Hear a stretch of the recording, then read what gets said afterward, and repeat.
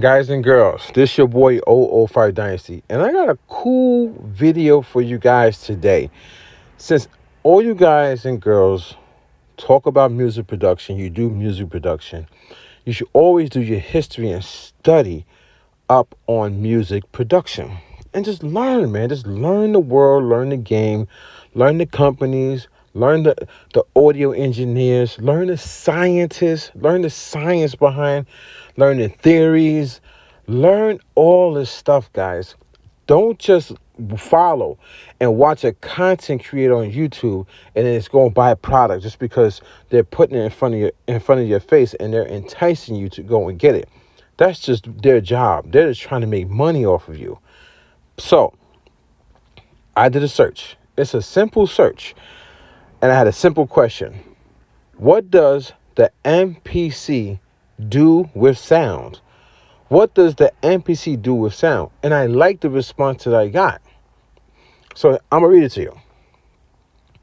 An MPC, Music Production Center, works with sound by allowing users to sample, sequence, and manipulate audio to create music. Its function as a sampler and drum machine. You hear that? I'm going to do it again.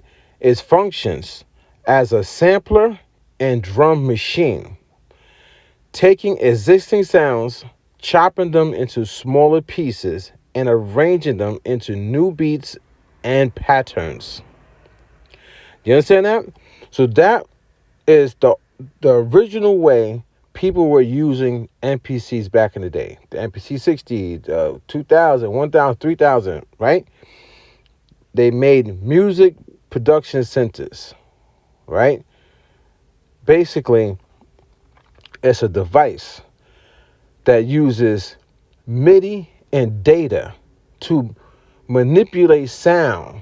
Either you bring it in by samples and you put it into a sequencer and you manipulate it by doing micro chops and all this and that. We know the story, right? Everybody has heard the stories about all the producers back in the days figuring out all the different ways they can use the MPC or a machine like a sampling machine like it to chop and manipulate sounds into their own way, right? Wonderful. The one thing about those machines is how they were built. Technology was limited, et cetera, et cetera, et cetera. The chips that was in there, how when you put a sample into those machines, it manipulated the sound by the user chopping it up. But also, when you went to go and export that sound out, man, it hit harder than when you first originally put that sample in. It was just something about the chips that they use and something about the ins and the outs, like the converters, the way the sound converted once it was leaving that device. It just had such a great saturation to it, a warmth, but also it had like saturation, like, you know what I'm saying? Like it resonated through the speakers. It resonated, like you felt that sound. Even if it was a string sound, the string sound sounded warm. It sounded fuller. It sounded thicker, fatter, all that. You get what I'm saying? The older machines. Then they've switched it. So I'm gonna finish reading. So modern MPCs also include powerful internal synthesizers, a wide range of effects plugins, and the ability to record and mix audio tracks, effectively acting as a standalone music production studio. Now, you see what they did, right? The company is trying to move in a way like a computer, like a DAW. They switched their machinery to not work on the same older chips. I don't know if they can make them anymore, but they also switched their machinery away from those analog ins and outs that had made the sound fatter, thicker, fuller, warmer. They switched it to just regular in and outs, and then on top of that, they put a DAW inside of a box. So now they want to keep up with FL Studio. They want to keep up with Logic, Studio One. I mean, there's countless pieces of software that have come out that you can even use on your phone. So they're trying to keep up with these companies who are making bank, they're trying to bring over the FL Studio producers to work on the MPC. But the thing that's a catch-22, guys, is that the new current generation MPC starting in 2017, I believe, they don't sound like how the older machines sound. So we're always talking about sound because we're dealing with sound. Now everybody has switched the narrative to talk about workflow. The workflow. So they're brainwashing. Hear me out. Listen. They're brainwashing everybody into saying, man, the workflow. It's brainwashing, guys. Why are we talking about workflow when music in general is workflow? Everything that you do in music is workflow. Doesn't matter if you're plugging a wire into the back of your MPC. That's workflow in itself. You gotta hook it up. You know what I'm saying? They have tricked your mind to think about software inside of a box. And now, if you peep what they're saying, modern MPCs, you see that they split it. This is Google search, guys. Google split it in like this. They're saying modern MPCs also include powerful internal synthesizers. That's not true. That's not true. That's not a true analog powerful synthesizer.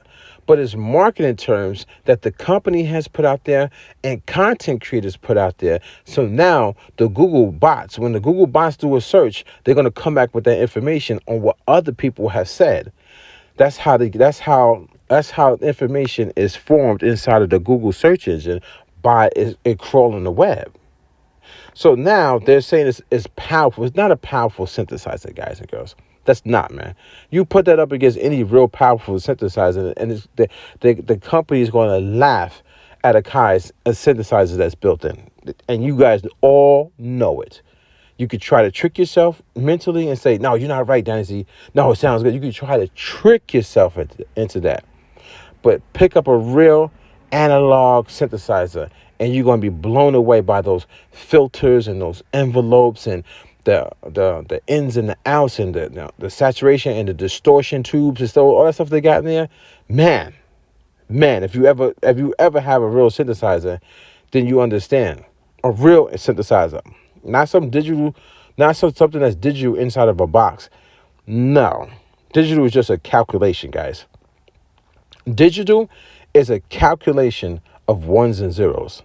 Meaning digital is binary code. It's binary. It's digital. It's a calculation. It's basically estimating where the sound is going to be at. The sound is going to be here, here, or here. Analog is legit analog. Meaning like if you was to record your voice into a microphone and it goes onto analog tape, the sound is going to be, if you look at the audio waves, it's going to look crazy because is actually printing your actual analog vocals onto that tape. You're going to have all the warmth. You're going to have all the pops. And it's going to be exactly where it's supposed to be at on that tape. Not an estimation. But people don't know music, guys. They think they understand music, but they don't dive deep into music. Half these people have never even gone to school, spoke with a professor, or anything like that. So, yeah, it's a big difference. So, the synthesizers that are inside the MPC are like toy synthesizers, guys. It is not the real thing. And I can speak from experience. Okay, I even have songs on the internet right now using the synth engines from the MPC that don't sound anything close to something where I was sampling back in the days that went through like analog machinery. You get what I'm saying? So, yeah, big difference. Anyway, modern MPCs also include powerful internal synthesizers, a wide range of effects, plugins, and ability to record and mix audio tracks, effectively acting as a standalone music production studio. Basically, what they're trying to say is FL Studio in a box. That's what they're trying to say. So, guys, you pretty much, if you have a computer, you pretty much can spend $99 or $199 and effectively have the MPC, the current generation MPCs in your hand. And it's basically the synth engine that's inside of the MPC is not really an engine. Like it's a VST. It's coding, guys. Think about it. When they came out with the MPC Live, the MPC Live did not launch with VSTs inside of it. It was an update that they put in there. So the update is just coding. It's just coding, guys. It's not some massive production system that this thing launched with. Where it had like samples in the MPC, and no, they're tricking you with wordplay. That's what I'm trying to tell you guys. So basically, you could go get FL Studio with the same VSTs, if not better VSTs, and do the same thing that you're doing with the current generation MPCs, guys. It's the same thing, man. It's the same thing. So if you read something and don't literally take it for heed and do some research, and you'll start thinking like, man, the current generation MPCs is basically FL Studio in the box. I can just push buttons with my finger, which is giving it MIDI data and telling the sounds to do this and the sounds to do that. My micro chops from a record player, or my sounds coming from that VST, or even if I sample in my rolling keyboard, it's still MIDI data when I hit that pad. The pad is only doing nothing but just sending data to the system and telling the system, oh, he hit at this velocity, or he did this, or he did that, or she did this, or she did that. That's all it is, man. The synth engine inside is cheap. You'd be better off going and getting Omnisphere 3 at this current time in the world in 2025. Or you'll be better off getting a real analog synthesizer and just continuously sampling yourself inside of the MPC. Or just don't even mess with the MPC. You can literally just get a computer and make it as powerful as you want, and just get a MIDI controller, use that MIDI controller in any software, any DAW, and just make music. You don't even need this standalone MPC system. It's just a box, man. You could go to any studio just download your software, or just get a laptop to move around with. Like, there's ways, guys. There's ways. Trust me. This your boy Old Dynasty. Don't forget to Google me. Don't forget, I'm multi-platinum. And don't forget, multi-platinum. Yeah, don't forget to Google me. I'll check you guys on the next one, man. Peace out.